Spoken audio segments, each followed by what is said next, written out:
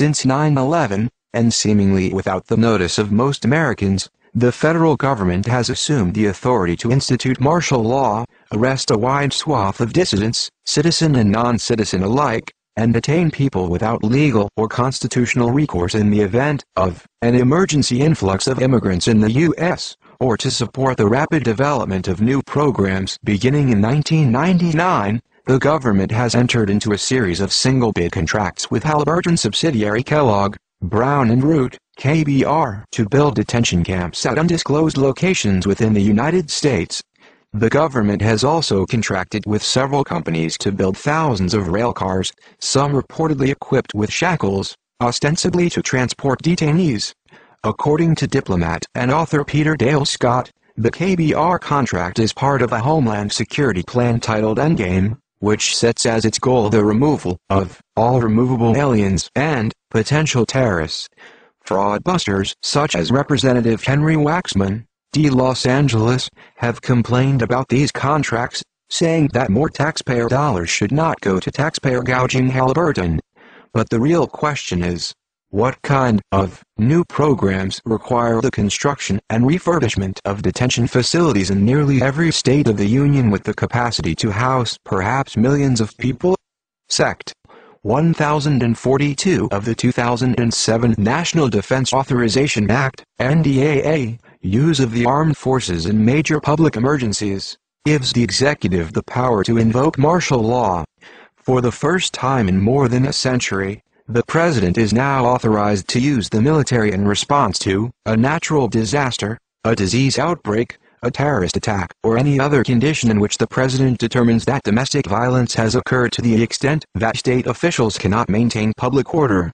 The Military Commissions Act of 2006, rammed through Congress just before the 2006 midterm elections, allows for the indefinite imprisonment of anyone who donates money to a charity that turns up on a list of terrorist organizations, or who speaks out against the government's policies. The law calls for secret trials for citizens and non-citizens alike. Also in 2007, the White House quietly issued National Security Presidential Directive 51, NSPD 51, to ensure continuity of government in the event of what the document vaguely calls a catastrophic emergency. Should the president determine that such an emergency has occurred, he and he alone is empowered to do whatever he deems necessary to ensure continuity of government. This could include everything from canceling elections to suspending the Constitution to launching a nuclear attack. Congress has yet to hold a single hearing on NSPD 51. U.S. Representative Jane Harman, D. Venice, Los Angeles County, has come up with the new way to expand the domestic war on terror. Her Violent Radicalization and Homegrown Terrorism Prevention Act of 2007, H.R. 1955, which passed the House by the lopsided vote of 404-6, would set up a commission to examine and report upon the facts and causes of so-called violent radicalism and extremist ideology, then make legislative recommendations on combating it. According to commentary in the Baltimore Sunday, Representative Harman and her colleagues from both sides of the aisle believe the country faces a native brand of terrorism, and needs a commission with sweeping investigative power to combat it. A clue as to where Harman's commission might be aiming is the Animal Enterprise Terrorism Act, a law that labels those who engage in sit-ins, civil disobedience, trespass, or any other crime in the name of animal rights as terrorists.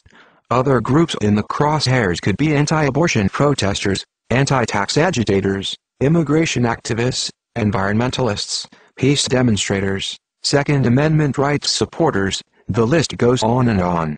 According to author Naomi Wolf, the National Counterterrorism Center holds the names of roughly 775,000 terror suspects, with the number increasing by 20,000 per month.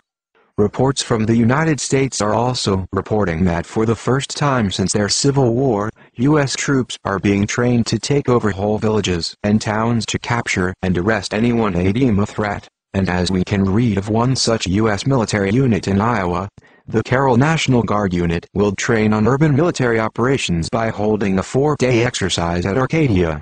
The purpose of the April 25 drill will be to gather intelligence, then search for and apprehend a suspected weapons dealer, according to Sergeant Mike Kotz, Readiness NCO for Alpha Company. Citizens, law enforcement, media and other supporters will participate. Troops will spend Thursday, April 2nd, staging at a forward operations base at Carroll. The next day company leaders will conduct reconnaissance and begin patrolling the streets of Arcadia to identify possible locations of the weapons dealer. The primary phase will be done Saturday, April 4th, when convoys will be deployed from Carroll to Arcadia. Pictures of the arms dealer will be shown in Arcadia, and soldiers will go door to door asking if residents have seen the suspect. Soldiers will knock only at households that have agreed to participate in the drill, Kotz noted.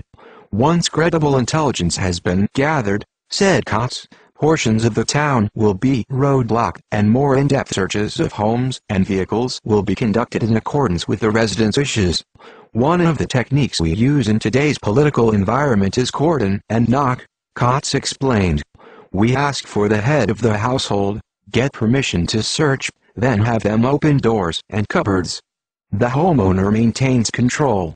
We peer over their shoulder, and the soldier uses the homeowner's body language and position to protect him. During this phase of the operation, troops will interact with residents and media while implementing crowd control measures and possibly treating and evacuating injured persons. The unit will use a Black Hawk helicopter for overhead command and control, and to simulate medevos. The drill will culminate in the apprehension of the suspected arms dealer. The sheer Orwellian aspect of U.S. military officials and U.S. propaganda media organs using their own citizens to assist in the apprehension of their family, friends and neighbors labeled as enemies of the state are too chilling to comprehend, but become downright frightening when coupled with the news that the U.S. government is now moving to cut off access to all of their citizens to the ammunition they would need to defend themselves against these fascist barbarians.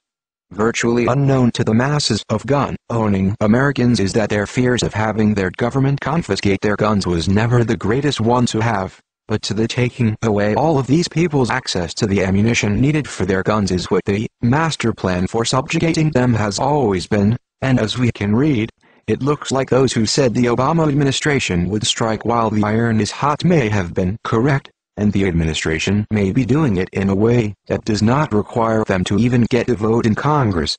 In this morning's edition of The Shooting Wire, Jim Shepard writes that Canadian officials have it on good authority our State Department may be on the verge of cutting off all imports of certain calibers of ammunition. Most astounding of all of these events is that the vast majority of Americans still look upon their new President Obama as being different from their former President Bush. But as each day goes by, the evidence clearly shows he is nothing more than the figurehead put into place to enact the final endgame, leading to the final destruction of the United States. From Bush's war on terror, which he is continuing, to Bush's tax cuts to the wealthy elite he is continuing, to his backing of Bush's torture policies, to his attempts to kill the case against seeking to find the millions of lost Bush emails, to his attempts to maintain Bush's secrecy on spying and torture of U.S. citizens, and so much more, President Obama is marching in virtual lockstep with his predecessor, virtually ignored by the masses of Americans, soon to be destroyed by what they refuse to see and defend themselves against. To what is going to become of these once great American people we need look no further than the words of the British champion of social justice George Orwell, who in his prophetic work, 1984, stated, "The ideal set up by the party was something huge, terrible, and glittering. A world of steel and concrete, of monstrous machines and terrifying weapons, a nation of warriors and fanatics, marching forward in perfect unity, all thinking the same thoughts and shouting the same slogans, perpetually working, fighting, triumphing, persecuting.